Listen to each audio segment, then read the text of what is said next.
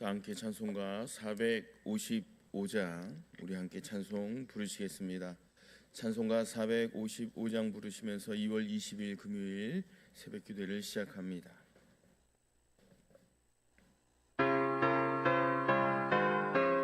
아동부 겨울 성경학교를 위해서 기도합니다. 내일부터 진행되는 겨울 성경학교 국내 성지 순례를 통해 믿음의 선조들이 신앙의 유업을 잘 받아 신앙이 믿음이 더욱더 성장을 이루어갈 수 있도록 위해서 기도합니다. 다음으로 새학년 새학기 준비를 위해서 기도합니다. 새학년 새학기에 잘 적응하고 어디서든지 머리가 되고 선한 영향력을 끼치는 믿음의 자녀들이 될 수 있도록 위해서 기도합니다. 먼저 겨울 성경학교 국내 성지 순례를 통해 믿음의 선조들의 신앙의 유업을 잘 계승받아 믿음이 성장을 이루어갈 수 있도록 새학년 새학기 잘 적응하고 선한 영향력을 끼치는 우리 믿음의 자녀들이 되어질 수 있도록 두 가지 기도 제목 가지고 합심하여 중보하며 기도합니다.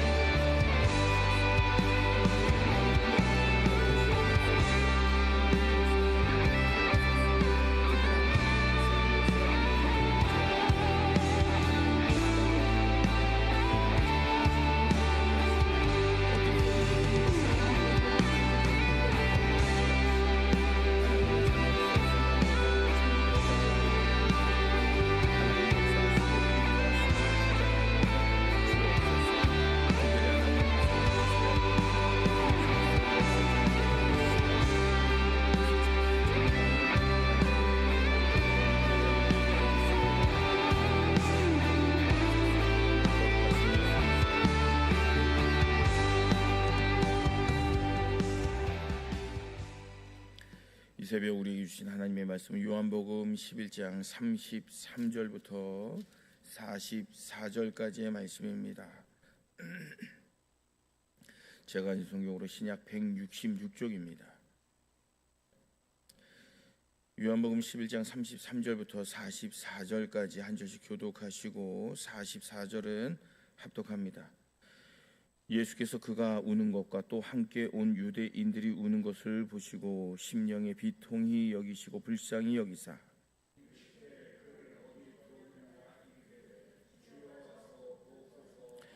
예수께서 눈물을 흘리시더라.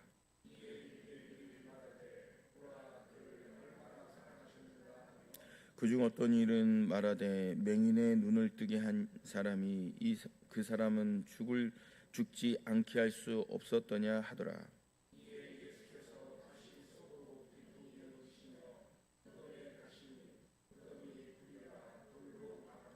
예수께서 이르시되 돌을 옮겨 놓으라 하시니 그 죽은 자의 누이 마르다가 이르되 주여 죽은 지가 나흘이나 되었음에 벌써 냄새가 나나이다.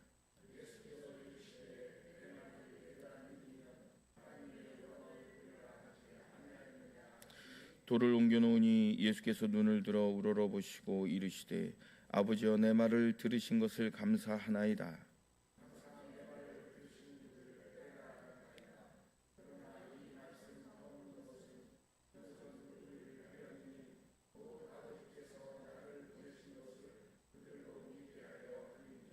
이 말씀을 하시고 큰 소리로 나사로야 나오라 부르시니 죽은 자가 수족을 배로 동인 채로 나오는데 그 얼굴은 수건에 쌓였더라. 예수께서 이르시되 풀어 놓아 다니게 하라 하시니라. 아멘. 자, 오늘 예수님께서 예루살렘에서 베다니 동네로 가셨을 때 나사로는 이미 죽은 지 나흘이나 되어서 시체 썩는 냄새가 나는 상황이었습니다. 이런 절망적인 상황에서 예수님은 마르다와 마리아를 만나시고 죽은 나사로를 살리시는 놀라운 기적을 행하셨던 겁니다. 여러분, 이 기적은 단순히 초자연적인 현상이 아닙니다. 하나님의 기적에는 반드시 조건이 따라야 한다라는 겁니다. 하나님의 기적이 일어나고 하나님의 놀라운 역사가 일어나는 데 있어서는 분명한 하나님이 원하시는 그런 조건이 있다는 거예요. 오늘 그 말씀을 통해서 함께 깨닫기를 바랍니다. 우리가 일상에서 하나님의 기적을 경험하기를 원하신다면, 또 우리가 하나님의 놀라운 역사를 체험하고 경험하시길 원한다면, 오늘 이제 5가지 조건을 말씀드릴 텐데, 이 5가지 조건을 반드시 이해하고 깨닫고 실천하시길 바랍니다. 첫 번째 조건은 불쌍히 여기는 마음, 긍휼히 여기는 마음이 있어야 합니다. 오늘 말씀 35절 말씀, 우리 성경에 보면 가장 짧은 구절 중에 하나입니다. 35절 합독합니다. 시작. 예수께서 눈물을 흘리시더라. 영어 성경에는요, Jesus west라고 되어 있어요. 전능하신 하나님의 아들이 인간의 고통을 보고 눈물을 흘리셨다. 매우 상징적인 의미입니다. 예수님의 공생의 3년을 보시면 여러 가지 사역이 있죠. 가르치는 사역이 있으셨고, 제자 삼는 사역도 있었고, 또 예수님의 놀라운 기적과 병 고침의 사역을 하셨습니다. 하지만 예수님이 이 모든 것이 이 땅에서의 오신 목적이 그런 기적, 이적이 목적이 아닙니다. 예수님은 매번 기적을 일으키신 것도 아니고요, 매일같이 기적을 일으키신 것도 아닙니다. 세상의 모든 죽은 자를 다 살리신 것도 아니었어요. 자, 그렇다면 왜 나사로를 살리셨을까? 중요한 건 뭐예요? 오늘 성경에도 나와 있지만 바로 불쌍히 여기는 마음, 긍휼히 여기는 마음이 있었기 때문에 살리신 겁니다. 우리가 잘 알고 있는 산상수훈의 마태복음 5장 7절 말씀, 예수님은 이렇게 말씀하시죠. 긍휼히 여기는 자는 복이 있나니 저희가 긍휼히 여김을 받을 것임이라. 분명히 말씀합니다. 긍휼히 여기는 마음, 불쌍히 여기는 마음이란 다른 사람의 처지를, 그 다른 사람의 처지를 나와 동일시할 수 있는 그런 능력, 그런 마음이라는 거예요. 그 사람의 아픔과 그 사람의 삶의 상황에 공감대를 할 수 있는 그 마음, 그게 긍휼히 여기는 마음, 불쌍히 여기는 마음이에요. 보십시오. 마르다와 마리아가 흘린 눈물은 사실 예수님과 직접적인 관련이 없습니다.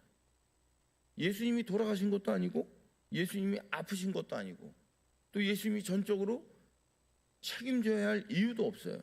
그런데도 우리 예수님은 그들의 눈물과 고통을 자신의 것으로, 예수님 당신의 마음으로 동일시하셨다는 거예요. 이게 바로 사랑하는 마음이었고, 이런 마음을 통해서 바로 하나님의 놀라운 역사가, 기적이 일어난다라는 사실입니다. 사랑하는 성도 여러분, 저 사람과 나는 아무 상관이 없다라고 생각하는 사람은 어찌 보면 불쌍해집니다. 저 사람의 고통이 나의 고통이어야 하며, 저 사람의 눈물이 나의 눈물이어야 한다는 거예요. 그런데 다른 사람과 나를 연관시키지 못하는 사람, 자기 중심적으로 사는 사람, 가장 내 가족, 내 일만 주장하는 사람을 통해서는 어떠한 하나님의 기적도, 하나님의 놀라운 역사도 일어나지 않는다라는 거예요. 특별히 교회는 더욱더 그래요. 교회는 일 잘하는 사람이 필요한 게 아닙니다. 불쌍히 여기는 사람이 필요합니다. 일을 멋있게 하고 멋들어지게 하고 거창하게 하고 일을 빨리 하고 이런 사람들보다는 하나님의 교회를 더 깊이 사랑하고 하나님의 성도들을 더 깊이 사랑하는 그 사람이 교회는 더 필요한 겁니다. 왜 그럴까요? 그런 사람을 통해서 하나님께서 일하시기 때문에 그래요. 자, 두 번째 조건입니다. 사람의 목과 하나님의 목을 구분되어 있습니다. 사람의 목과 하나님의 목이 구분되어 있다는 거예요. 예수님이 베다니에 도착하셔서 돌무덤 앞에서 서셨을 때 사람들에게 뭐라고 명령하십니까? 돌을 옮겨 놓으라 명령하셔요. 한번 생각을 해보세요. 예수님께서 죽은 자도 살리시는 그런 놀라운 능력이 있으신데 돌무덤에 돌이 막혀져 있다 하더라도 예수님의 능력으로 돌을 옮기실 수도 있잖아요. 그렇잖아요. 그런데 얼마든지 옮기실 수 있으심에도 불구하고 굳이 사람들에게 돌을 옮기라 명령하셨습니다. 왜 그러셨을까요? 이를 통해서 우리는 뭘 깨달아야 돼요? 하나님이 하시는 일과 사람이 할 수 있는 일을 분명히 구분되어 있다라는 겁니다. 하나님께서 처음부터 끝까지 모든 일을 다 세밀하게 다 살피시고 나는 손 하나 까딱 안 하고 하나님의 놀라운 일을 이루어 가신다라는 게 아니에요. 우리의 몫과 하나님의 몫을 명확히 구분하고 계신다는 겁니다. 다시 말해서 예수님께서는 살리시고 사람들은 돌을 옮겨 놓는 겁니다. 이 두 역할의 공존을 우리가 바라보아야 된다는 거예요. 사람이 해야 할 일은 사람이 해야 하고 하나님께서 응답하시지만 분명히 기도하는 것은 사람이 해야 한다는 거예요. 분명히 하나님이 계시지만 말씀을 보고 그 말씀을 따라 우리가 움직이고 그 말씀을 따라 우리가 행동하고 그 말씀을 따라 실천하는 것은 우리의 몫이라는 거예요. 돌을 옮겨 놓으라는 그 말씀은 우리에게 실천력을 요구합니다. 결국 행동하라는 의미예요. 우리 기독교는요, 단순히 생각의 종교가 아닙니다. 머리로만 생각하는 사유의 종교가 아니라 실천의 종교요, 순종의 종교요, 믿음의 종교입니다. 또 복종의 종교예요. 순종과 복종이 따르지 않으면 우리의 삶에 어떠한 변화도 어떠한 역사도 일어나지 않는다는 겁니다. 생각만 하는 사람, 기도만 하고 끝내는 사람, 믿기만 하고 끝나는 사람을 통해서는 하나님이 어떠한 일도 일으키지 않으신다는 거예요. 믿음도 중요하고 기도도 중요하지만 그 다음이 뭐예요? 돌을 옮겨놓는 순종과 실천이 더 필요하다는 거예요. 여러분, 기도해야겠다라는 마음 누가 가질 수 있어요? 누구나 다 가질 수 있지 않아요? 그러나 하나님께 헌신해야겠다 그런 마음도, 그럼 내 마음가짐도 예수님을 믿는 사람이라면 누구나 다 가질 수 있어요. 기도하고 말씀 읽어야겠다, 또 뭐 우리가 헌신해야겠다 이런 마음을 갖는 거는 신앙생활 하면 다 가질 수 있는 마음입니다. 근데 중요한 게 뭐예요? 실제로 돌을 옮겨 놓는 사람은 따로 있다는 거예요. 여러분, 돌이 막혀 있다고 생각하십니까? 아니면 내가 직접 돌을 옮기는 분이라고 생각하십니까? 교회에서 제가 목회를 할 때도 돌을 옮기는 사람이 필요합니다.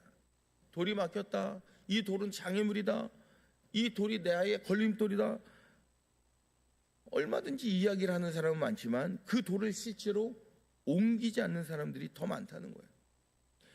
여러 사람들이 함께 달라붙어서 힘을 합쳐서 돌을 옮겨야지만 그 다음에 예수님께서 살리시는 하나님의 놀라운 기적, 하나님의 놀라운 역사가 일어날 줄로 믿습니다.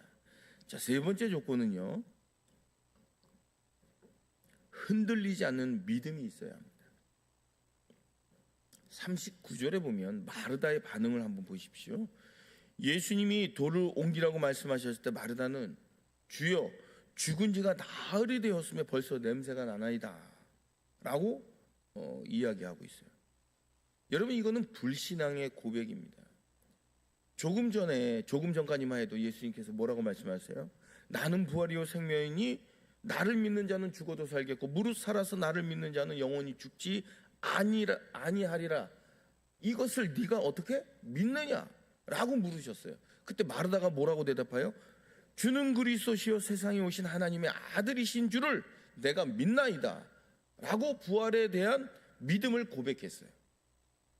그런데 한번 보세요. 막상 돌무덤 앞에 서니까 생각이 달라진 거예요. 예수님 앞에 설 때와 실제 내 인생의 가로막힌 문제 앞에 놓였을 때, 그리고 시체 앞에 놓였을 때 믿음이 흔들린다는 겁니다. 이런 마르다를 보시고 예수님 계속해서 믿음에 대해서 강조하십니다. 우리 40절 말씀 합독해봐요. 40절 시작.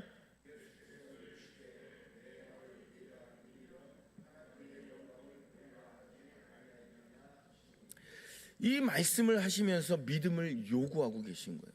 우리가 믿음을 가진다는 것은 참으로 귀한 일 아닙니까? 그러나 앞에 놓인 문제가 깊어지면 깊어질수록 점점 내 마음이 흔들리는 건 사실입니다. 특히 냄새나는 시체 앞에 놓이면 모든 사람들이 흔들릴 수밖에 없어요. 하지만 주님께서는 오늘도 우리에게 단호하게 말씀해 주십니다. 네가 믿으면 하나님의 영광을 보리라. 우리가 믿으면 하나님의 영광을 보게 될 것이고, 하나님께서 보여주시는 초월적인 하나님의 놀라운 역사를 경험하게 될 것을 믿으시기 바랍니다. 자, 네 번째 조건은요, 기도입니다. 41절에 우리는 예수님께서 기적을 일으키시기 전에 하나님께 기도하시는 모습을 우리가 봅니다. 아버지여, 내 말을 들으신 것을 감사하나이다. 이렇게 하나님께 기도하셔요. 예수님도 기적을 일으키시기 전에 기도하셨다면 우리는 어떻게 해야 됩니까? 우리는 예수님이 아니잖아요. 우리는 예수님께 부탁해야 되는 상황입니다. 그런데 우리 예수님은 그렇게 중요한 사건마다, 결정할 때마다 중요한 십자가를 지시기 전에 하나님 아버지 앞에 나와서 간절히 기도하셨어요. 그렇다면 우리는 어떻게 해야 됩니까? 우리는 더욱더 기도해야 하는 거 아니에요? 우리가 무엇이 간데 더 힘써 기도해야 됩니다. 어떤 사람은 하나님, 똑같이 예수를 믿는데 내 삶에 아무런 일이 일어나지 않습니까? 왜 아무런 일이 일어나지 않습니까? 이렇게 이야기를 해요. 살다 보면 정말 아무런 일도 일어나지 않게 살고 있더라고요. 보면 왜? 말씀도 묵상하지 않아, 기도 생활도 없어. 그러니까 아무런 변화가 일어날 수 없는 거 아닙니까? 기적의 조건 가운데, 여러 가지 조건, 5개의 조건 가운데 기도가 있다고 한다면, 하나님의 역사가 일어나기를 원한다면, 내 힘으로 안 되는 초월적인 사건이 일어나기를 소망한다면 기도해야죠. 그러면 하나님께서 모든 문제에 개입하시고 하나님의 놀라운 기적이 일어날 줄로 믿으시기 바랍니다. 자, 마지막 5번째 조건은요, 예수님의 명령과 풀어주심입니다. 예수님께서 나사로야 나오라 라고 말씀하십니다. 근데 여기서 왜 이름을 불렀을까요?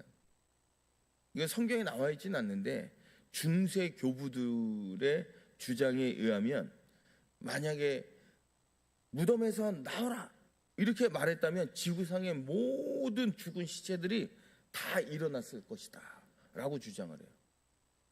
그러나 나사로를 지명하여 불렀기 때문에 나사로만 나왔다라고 표현을 합니다. 일리가 있는 말씀이죠. 주님께서 능력이 있으시니까, 주님께서 말씀하시면 죽은 자도 살아나는 사건이 일어납니다. 사람이 말하면 죽은 자가 살아날 수 없지만 예수님이 말씀하셨기 때문에 나사로가 걸어서 나오신 거예요. 그리고 예수님께서 또 말씀하십니다. 풀어 놓아 다니게 하라.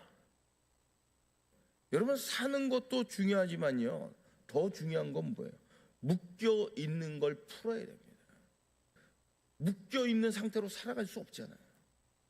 물론 이제 붕대가 묶여, 성경에 보면 얼굴에 수건이 쌓였더라라고 말씀하지만 그 수건을 벗겨줘야 돼요. 손을 묶어놓은 것을 다 풀어줘야지만 손이 자유롭게 움직여서 이 손을 들어서 하나님께 영광 올려드릴 거 아닙니까? 우리가요, 예배 시간에, 찬양 시간에 이제 우리가 손을 들어서 찬양하고 하지 않습니까? 근데 초신자들, 처음 교회 오신 분들이 손을 올려서 찬양하는 것은 불가능한 거예요. 왜냐하면 아직도 묶여 있거든요. 초신자들은 그런 신앙이에요. 아직도 세상에 묶여 있고, 어색함에 묶여 있고, 낯설음에 묶여 있고, 모든 게 묶여 있는 인생이에요. 이게 풀려야지만 자유로운 거예요. 어떻게 해야 될지 몰라요. 여러분, 하나님 앞에 우리가 물질로 헌신하는 것 정말 중요하고 필요합니다. 근데 그게 쉬운 게 아니에요. 마음이 있어야 정성이 있고 그래야지만 하나님을 사랑하는 그 마음이 있어요. 여러분, 하나님 사랑하는 마음이 있으면, 이 마음에 정성이 있으면 손이 움직여져요.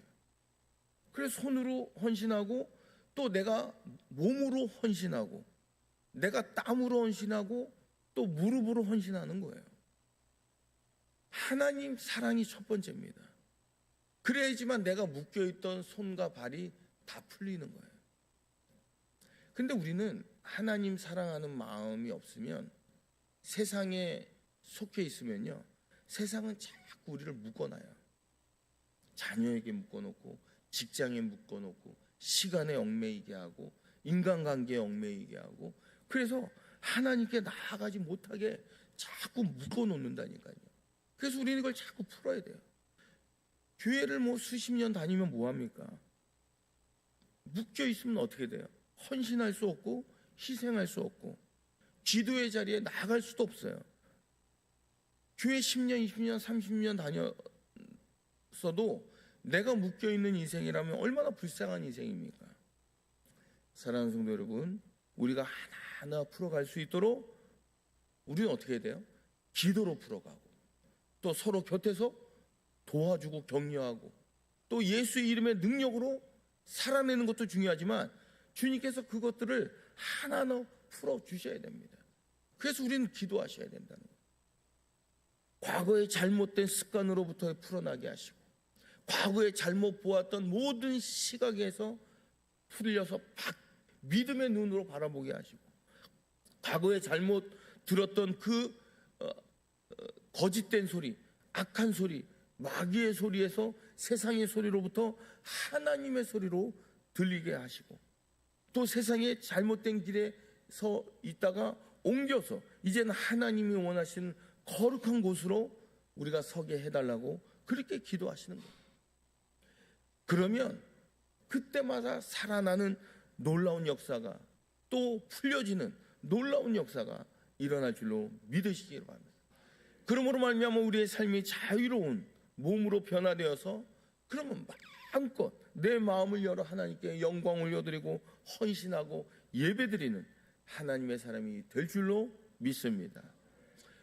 오늘 나사로의 부활 사건을 통해서 우리가 깨달은 5가지 기적의 증언들을 우리가 기억하시기 바랍니다. 다시 한번 반복합니다.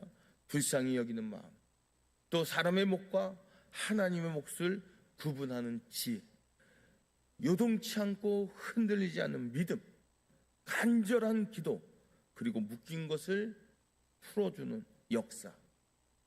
이 모든 조건들이 우리의 삶으로 적용될 때 오늘도 내일도 우리가 신앙생활을 하면서 하나님의 놀라운 기적을 경험하게 될 줄로 믿습니다.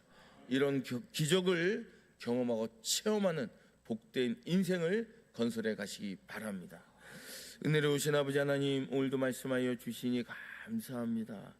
하나님, 오늘 나사로의 죽은 나사로를 살리신 하나님의 놀라운 역사를 통하여 하나님의 기적을 일으키는 5가지 조건을 우리가 살펴보았습니다. 하나님, 우리는 이 땅을 살아가면서 많은 것에 얽매여 있고 묶여 있는 인생인 줄로 믿습니다. 하나님, 하나님께 더 나아가기를 원하고 소원하고 하나님의 뜻을 이 땅에 펼쳐나가기를 간절히 소원하는 우리들이 오니, 하나님, 우리 심령 가운데 늘 불쌍히 여기는 마음을 갖게 하시고, 우리가 해야 할 일, 하나님이 또한 해야 할 몫을 우리가 구분하는 그 지혜를 갖고, 요동치 않고 흔들리지 않는 그런 믿음을 가지고 늘 하나님의 무릎으로 나아가 간절히 기도하며 내 삶의 모든 얽매였던 묶였던 것을 풀어내는 하나님의 놀라운 역사를 이루어가 하나님의 기적을 맛보고 체험하는 하나님의 귀한 백성들 다 되게 하여 주옵소서. 거룩하신 예수 그리스도의 이름 받들어 간절히 기도드리옵나이다. 아멘.